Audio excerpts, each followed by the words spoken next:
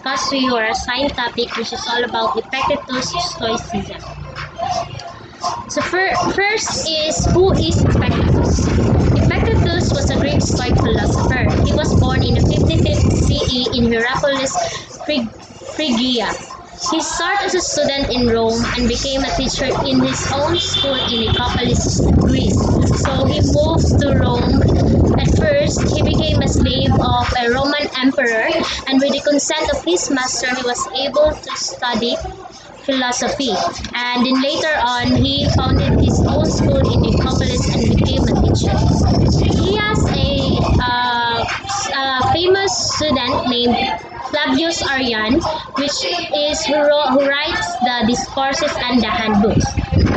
The handbook means ready at hand because it is more likely a sword than a handbook because it is always ready to deal with life's challenges.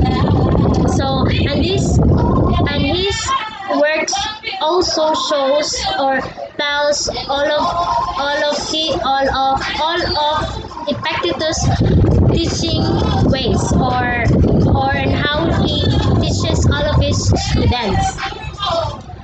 Next is Stoicism. Stoicism was a school of ancient philosophy founded by Zeno of Citium in the 3rd century BC. It was originally called Zenonism, but came to be known as Stoicism because Zeno and his followers met in the Stoa, or the painted horse. Nearly 5 centuries, Stoicism was one of the most famous and highly regarded schools of philosophy. It was one of the most popular and was practiced by the rich people, poor, the powerful, and the sufferer who is alike in the pursuit of good life. But unfortunately, the nearly 2 millennia, the Stoicism was almost forgotten, and thankfully in 1970s, Stoicism was grown its own popularity because it was one of the philosophical inspiration of cognitive behavioral therapy, or CBT. It is a short-term, goal-oriented psychotherapy treatment. Next is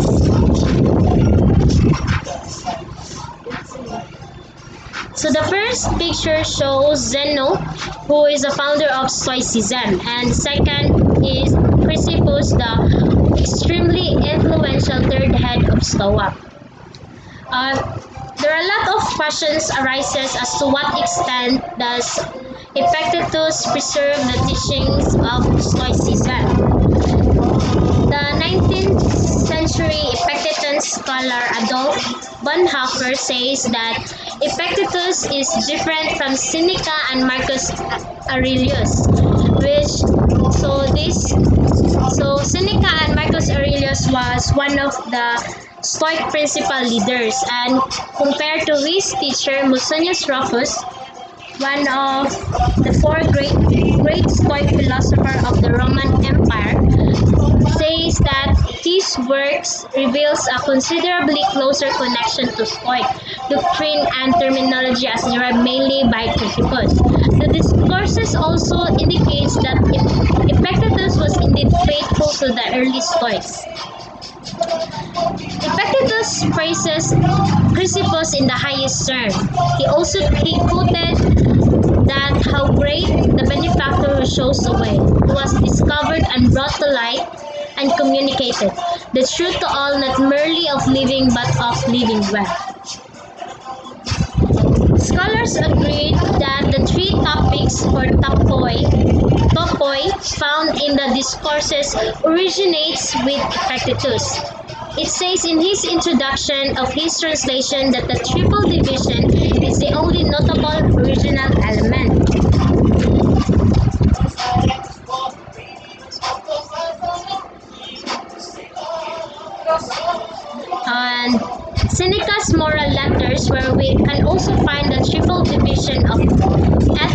Epictetus, which though it is not um, though it is not similar to Epictetus, but both Seneca and Epictetus drew on work by their predecessors, but poorly not survived.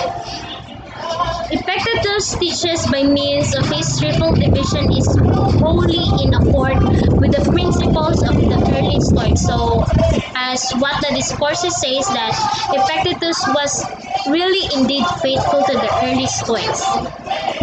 So all of his teaching methods was based on the Stoics, the early Stoics.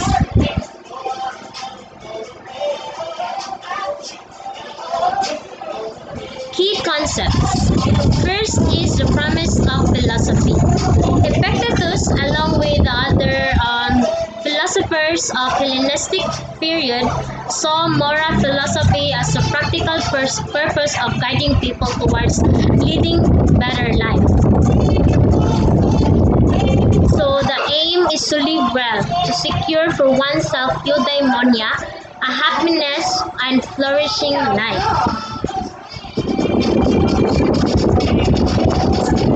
And the different schools and philosophers of the period offered differing solutions as to how the eudaimonian life was to be won.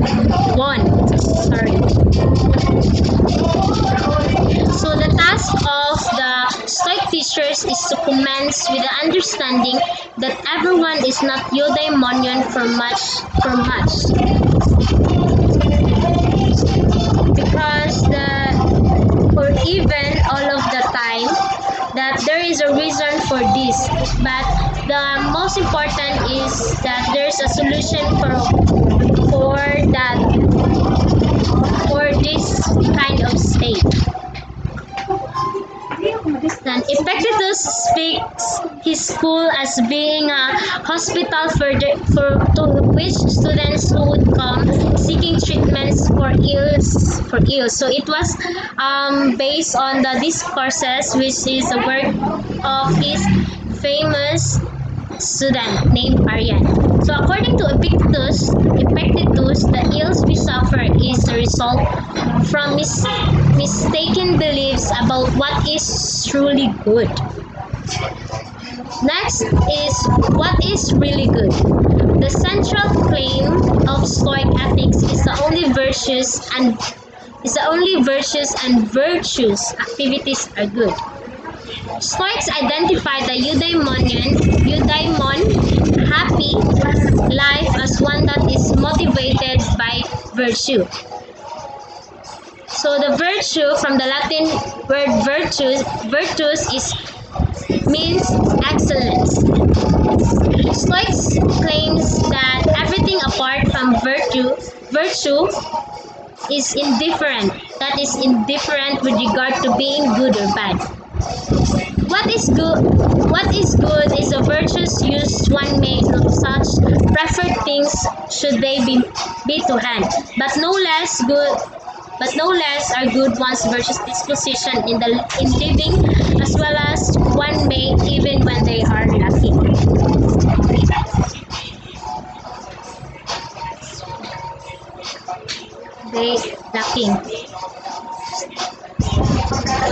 So, making proper use of impressions. To have an impression is to be aware of something in the world.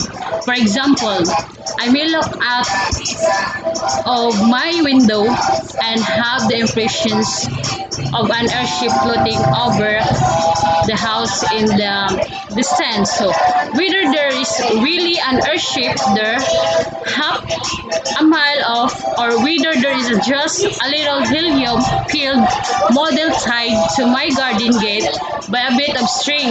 It is a separate question. So, making proper use of impression concern how we move from the first thing, being aware of something or other, to the second thing, making a judgment that something or other is the case. So, the Stoic making proper use of impressions is the thing. The most value of the Stoic and the Epictetus is having one's moral dispositions in the right conditions, and this is accomplished in the most part of by making proper use of impression. So the next is so making proper use of impressions is to have people think or feel like, for example, of impression is when someone who meets you continues to talk on and about you and affect feelings or image within as a consequence or experience. Seeing a glycer made a big impressions on us. So first impressions important. The reason why first impressions are so important is that they are last well beyond that moment. So this is thanks of something called the primary fix, which means that when someone experiences something before their things in a sequence, they remember that first being more and being think more. So why do first impressions not matter?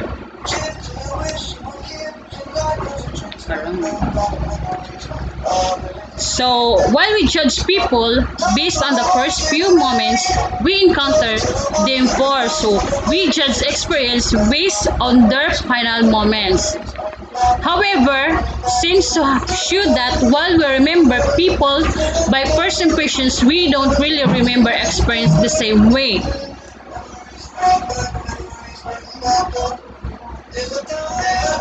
What is in our powers? So good day everyone. I am Eileen Sato. I will continue the next K concepts, which is what is in our power. Epictetus emphasized that to keep our process, moral character in a suitable state, the Stoics made the compatible eudaimonia happiness life a reachable intent for everyone. The fulfillment of this is we must understand what is iphemen up to us or in our power. Focus on the content of the circles in the diagram above. That is our unimpeded circle of control.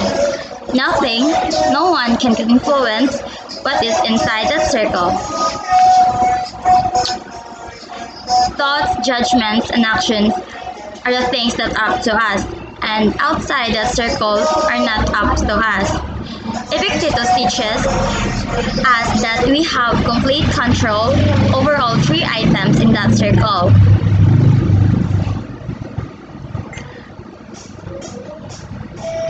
We are the master of that inner domain, but we spend most of our lives desiring and fearing things that are not up to us because we consider them good or bad, and that leads us to our misery. Meanwhile, we neglect the things that are wholly within our control, our judgment, desires, and aversions, and impulse to act. In short, we have complete control over what is up to us, but unfortunately, we typically desire to control those things outside of that circle, what the Stoic called external or indifferent.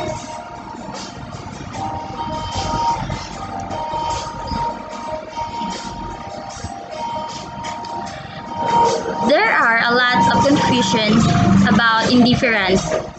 In Stoicism, if by indifference we mean a total lack of interest in them, no pursuit of them, the Stoics differentiate between good, bad, and indifferent things. Good things are wisdom, courage, self-discipline. Bad things, folly, cowardice, and temperance. Indifferent things are everything else, life and death, reputation, and refute pleasure and pain, wealth and health. The good things include the cardinal virtues. The bad things include the opposite of these virtues. Indifferent things include all the rest, but mainly life and death, fame, bad reputation, wealth, poverty, and all. Indifferent things can be summed up as a health, wealth, and reputation. In short, it is completely indifferent to be a good life, to be in good life. Therefore, we should learn to be indifferent towards indifferent things and learn to be satisfied with whatever nature puts in our plates. In other words, it is better to endure pain, poverty, or sickness in an honorable manner than to seek joy, wealth, or health in a shameful one. For example, friendship. It is a preferred indifference. It's better to have friends than having no friends. However, when it comes down to making a decision either for a friend or for virtue, the Stoics always choose virtue. A Stoic will not neglect morality by lying in order to save a friend. Justice weighs more than friends, at least for Stoics. Always remember that even when some things are preferred, they are nevertheless indifferent with regard to achieving the good life, preferred but still indifferent. So, hi, good day once again. I'm Maria Rebecca D. Indio, and I will be continuing on explaining the last part of the key concepts of Epictetus' Stoicism. Okay, the last part is the tritopoi. So, the tritopoi meaning it is the field of study that the Prokopton, or shall we say the Stoic students, establish an activities wherein they apply the Stoic principles. And these Stoic principles are the practical exercises or disciplines that are successfully followed and are inherent of the eudaimonia or happy life, or also known as good life, which all rational beings are capable of attaining. These three areas of study is how a person can be measured and trained to be good and be a noble. The first one on the tritopoi is the discipline of desire. So it explains the concerning of desires and aversions. It also concerns of what someone striving for excellence as a rational being should truly believe in worthy of desires. So which means human beings have desires and every one of us have desires.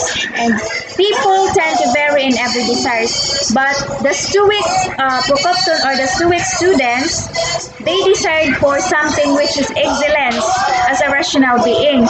That is, which means that it's truly good, virtue, and action is motivated by virtue. So the principle are the most urgent and has to do with passions. And every individual have their talents, capabilities, skills, or shall we say the passions that each person acquired. We may vary what we love to do, and we are aiming for that passion and striving to achieve that goal, but there are times that we are not able to reach that goal. The results are we became anxious and we became frustrated. Frankly, we became jealous of others because we are questioning ourselves that why we are not able to achieve that goal. So there are times that what we desires are not in our power, and thus the hopes for ourselves are securing in the hands of others. Instead of lamenting ourselves and those unpleasant emotions by pressing harder to secure what we desire, we should rather place our hope not in external things that are not in our power but in our own dispositions and moral character. Because once we are on the grip of that emotions, we risk ourselves and becoming blind to the best course of action. However, for the Stoic Prokopton or for the Stoic students, they are contrasting and are hoping for excellence. Meaning, they will pursue what they have desired, or whatever setbacks and failures that lies in their power or in their hands, they will still choose and maintain the consciousness of what is truly good or best virtue, and awareness that indifferent things are beyond their power. For instance, the illness They never knew when and where they will get sick. That makes this as discipline for the Stoic Pupukton or for the Stoic students. So let's proceed to the second one, the discipline of action. So it says that it is concerning to the impulse to act and not to act, and in general, the appropriate behavior shown.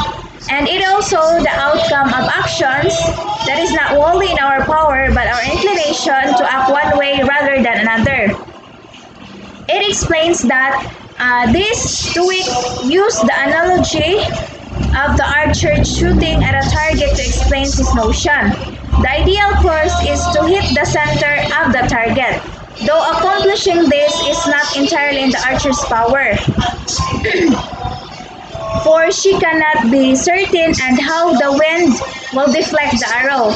That will to lose of concentrating the arrow to the target. In other words, it depends on an individual on how he or she will handle every actions and every situations that may come.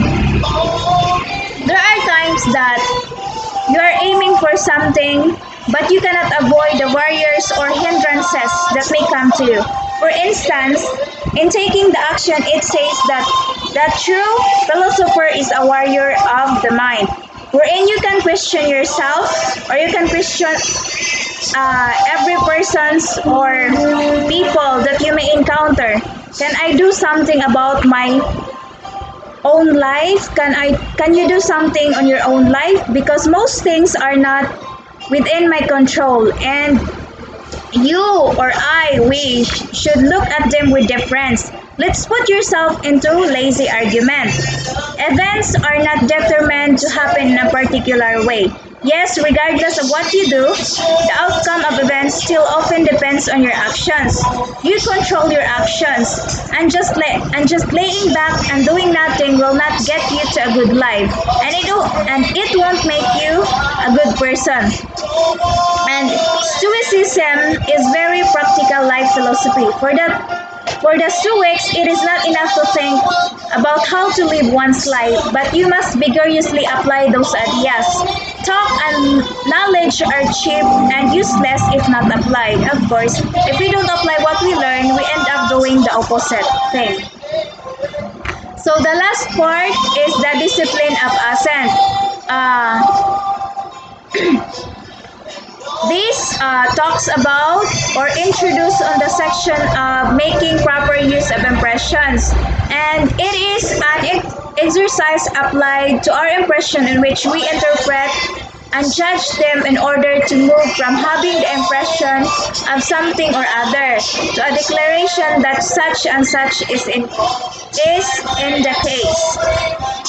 So this topic was already discussed and introduced in the section which reported by Miss Marisa Bunso, and this also known as making proper use of impressions, which means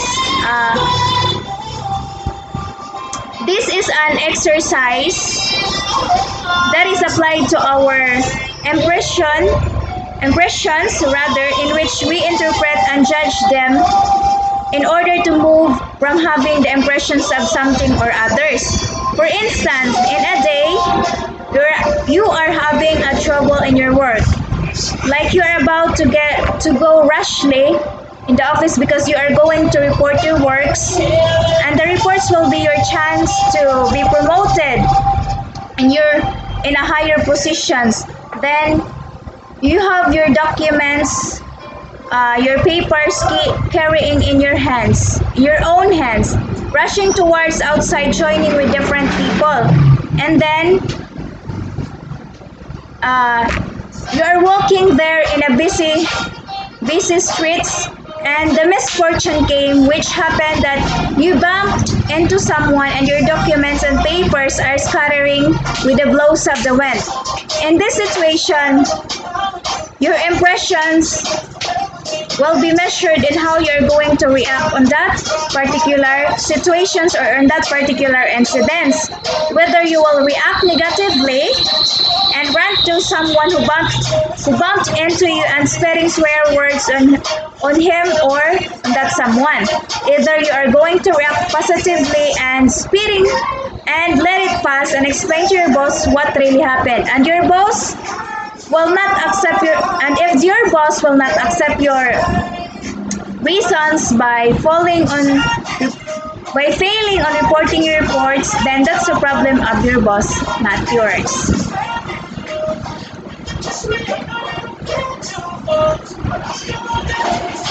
So our